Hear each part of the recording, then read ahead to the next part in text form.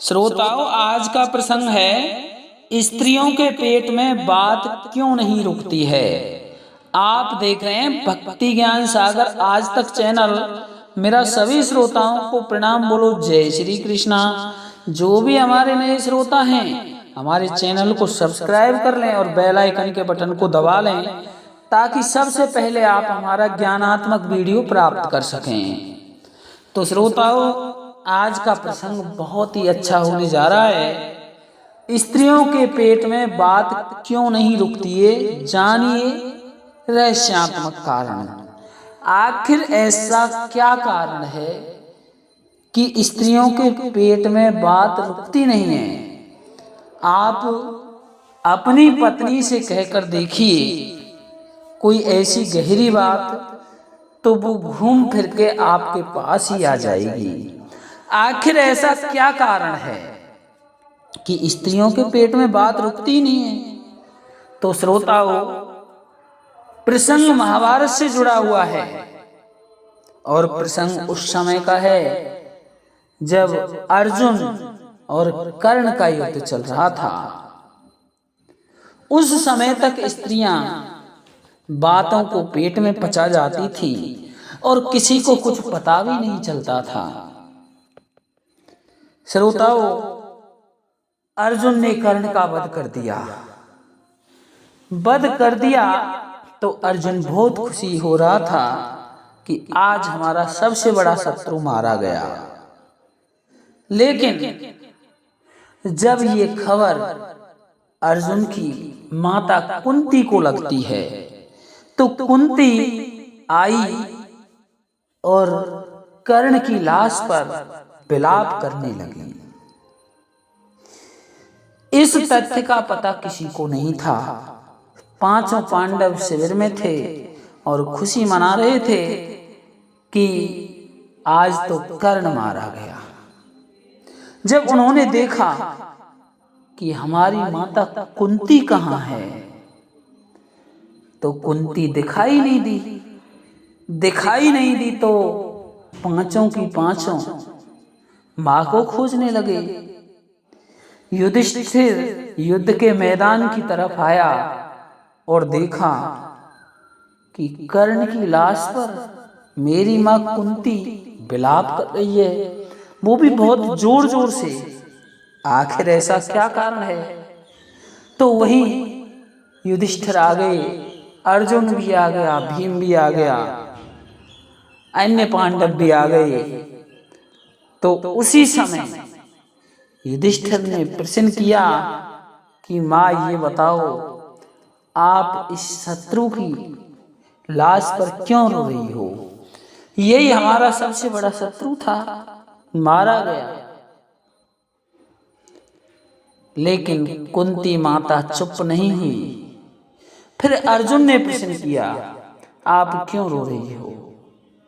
तो अर्जुन से कुंती मां बोली, बेटा अगर मैंने इसका सत्य बता दिया तो तेरे हाथ से ये गांडीव धनुष गिर जाएगा। भीम बोला, ऐसी क्या बात है। अरे बेटा, क्या बात करते हो, आपके हाथ से गदा भी गिर जाएगी।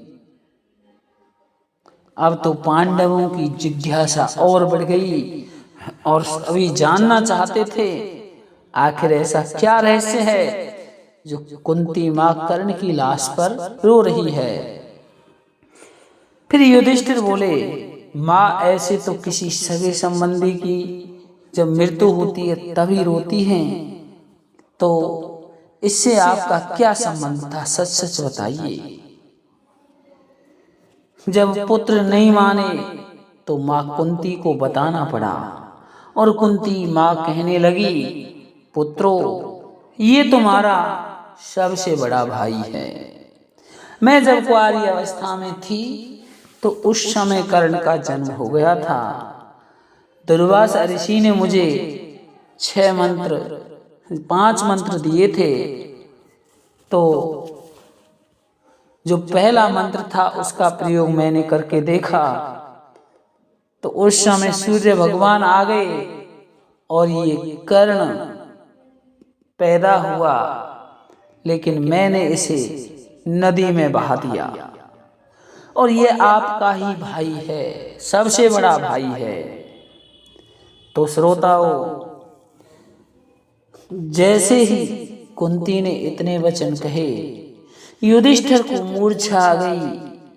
अर्जुन के हाथ से गांडीव धनुष गिरता रहा, नीचे जाता रहा। भीम के हाथ से गदा गिर गई और सभी पांडव विलाप करने लगे। तो सभी जब दुखी हो गए तो भीम बोला, अरे माँ, आपने ये बहुत बुरा किया। हम इस राज्य को तो, जो ये राज्य है, इसको तो कौरवों को ही दे देते और हम तो इंद्र का इंद्रासन छीनते, हमारे पास इतनी शक्ति हो जाती। आपने बहुत बुरा किया है, आपने तो ये अक्षम्य अपराध किया है। वैसे भी हम कौन से भाई हैं, सभी माजाई तो भाई हैं, तो हम तो इंद्र का इंद्रासन छीनते। श्रोताओं, जब ये वचन कहे अर्जुन ने, तो भी कुंती माँ रोती रही कि बेटा, मुझे ऐसा पता नहीं था।